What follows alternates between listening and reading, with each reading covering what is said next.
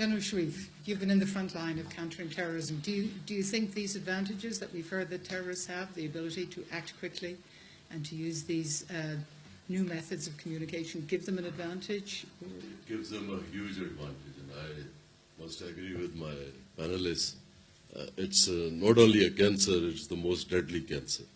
And I personally feel these terrorists have the ability to mutate, to morph, and they can do that very quickly. And obviously, this platform of digital age that is available, whether it is social media or any other platform which is available, they use it very, very effectively. And recruitment is one thing which is done on that. And I think the financiers, the betters, the facilitators, the sleeper cells, and the sympathizers, all of them are involved in this. And I totally agree with His Highness. You know, there's a requirement to, for the free world to gel together and to react in such a fast pace. I would like to say that we need to go on a search to get rid of this menace. And they plan their attacks very well. They want glorification. If you see the timings, if you see the choice of the targets, there's a method to this madness. It's not that somebody from the cave is just planning it. It's much more to it. And they've been very, very successful in it. And I think we have been late in time. But if I just say a few words about my country, Pakistan, and the region, we were having around 150 odd incidents a month. And from that, we came down to a single figure in 2016. And now, with the help of God Almighty, we have one odd incident in 1 or 2 months. So from bit to bit, you know, or you can say from hours to days to weeks and to months. And there we are in months. And I'm sure we'll have that first 1 year. But as you said, it's a very, very deadly thing.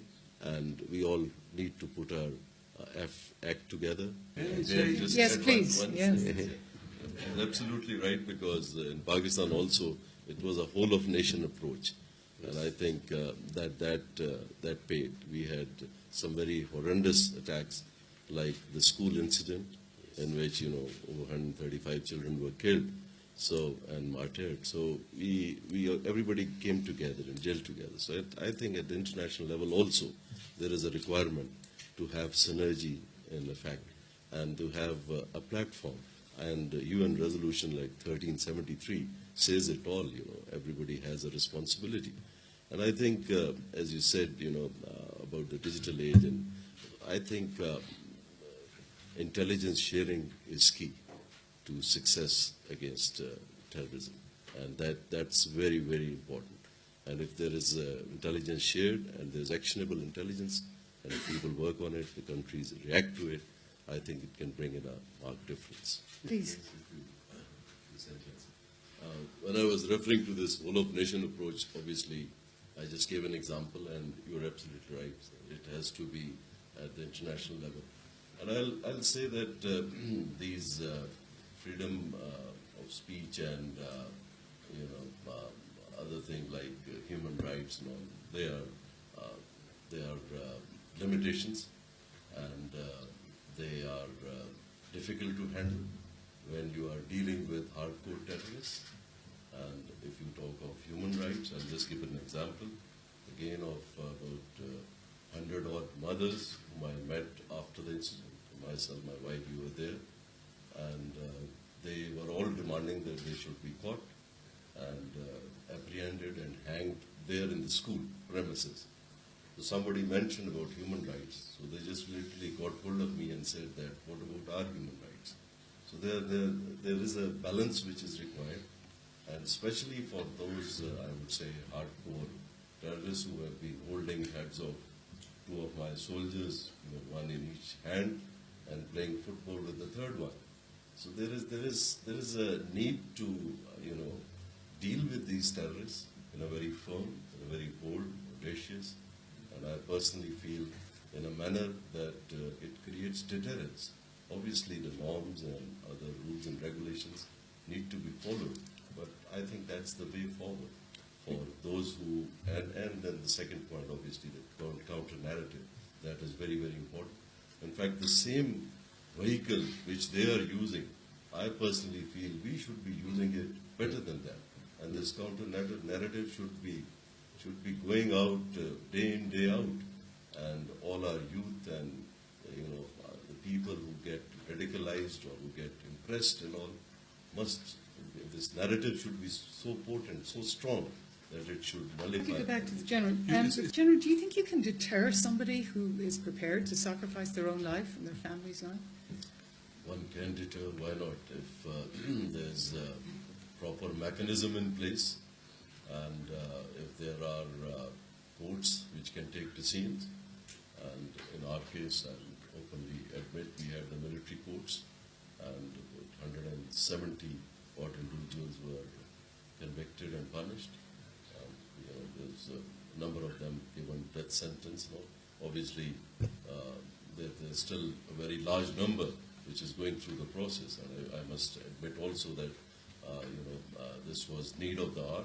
There's unusual time, so for that unusual, you can say, arrangement was required. So we did that, and there is deterrence, which obviously those who are in the pipeline, those who are gradually getting indoctrinated and all, they do get deterred. So I think apart from a kinetic operation, there's a development prong which is required, and with that, this deterrence has to be in place. And it does. A lot of heads nodding around the circle here. But I'll just like to, because about my previous comments, we are running 7 de-radicalization centers, and we have about 2,500 individuals. Sabaun is the name of the center, which is in light at the end of the day. So those are being run. 2,500 individuals have come out of that. We involve the families. We have NGOs, everybody's working on it. In fact, we have experienced and we have delivered a number of fields. It is about 338,000 families, which is over 800,000 people, were moved out of an area. That area was about 8,000 square kilometers. So 8,000 square kilometer area, people were moved out. Then we carried out the operation, and I'm very happy to state that around 90% have gone back, to those areas. So we cleared the area, moved them back, and so all this has happened with a team built better than before, and obviously poverty, education, health, and all these things. We even gave them polio drops, and Robert Gatewood rang me up and thanked me. So that's the type of, that's what I was saying. There's a whole of nation approach required, and there is a full team behind it. So only then, it's not only it's not only an operation. It has to be a concept which deals with all these dimensions. Only then one can bring down terrorism and control extremism. My question is for the General, and about this tension between fighting the Taliban when there are sympathizers within the population who may not be in the tens, but maybe in the hundreds of thousands who are supporting them. How do you deal with this sort of tension? How do you go after the Taliban when there are large parts of the population who might be giving them shelter or maybe sympathizing with them and approving what they do? I'm just wondering if you can give us some insight as to how Pakistan dealt or continues to deal with this issue. Yes. Yeah, Please.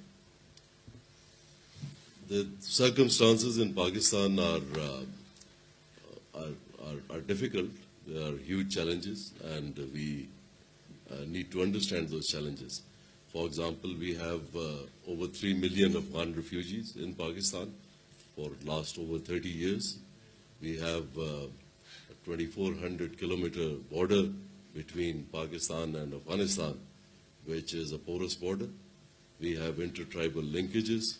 There are a number of villages which are, you can say, divided villages in a sense that you can, have dinner in one house and then have lunch in the other, and you will be on the other side of the border.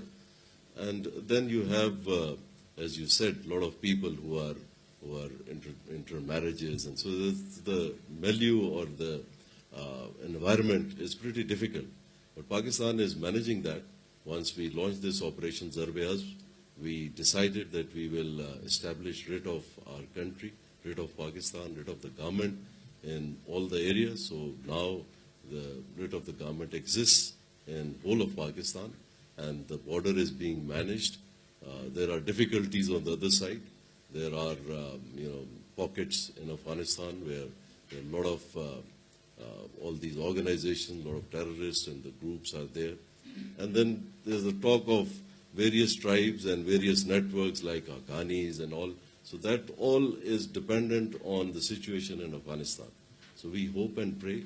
It is our brotherly country, and we hope and pray that stability returns to Afghanistan. And ours and the Afghan destiny obviously is linked. And I personally feel the moment there is stability in Afghanistan, things will come Yes. about various conflicts that are going on in the world. I personally feel there is a requirement to resolve these conflicts, but that would also, like Kashmir is one, Palestine is one, another conflict. And once we do that, I'm sure, again, it would help in having a better understanding, better harmony in various regions. Thank you. Vikram. Because glorification, in my opinion, is something on which these terrorist organizations thrive. And that's why they choose the right moment, the right target and all. And so in that way, maybe in the future, the West, or the developed countries, they will have problem in a sense as far as this cyber is concerned. If it has to be something, it has to be spectacular in nature. And I hope it doesn't happen. And it would be very unfortunate. But that's what they have always been trying. So that would be something which one can see with this. But there is a requirement to have filters. There is a requirement to control the technology in a manner that it does not get into the hands. It's easier said than done, but there has to be something done about it. And I personally feel the international community needs to sit together, develop a counter-narrative, and develop, as far as this digital age is concerned, develop some system that we have a check on it.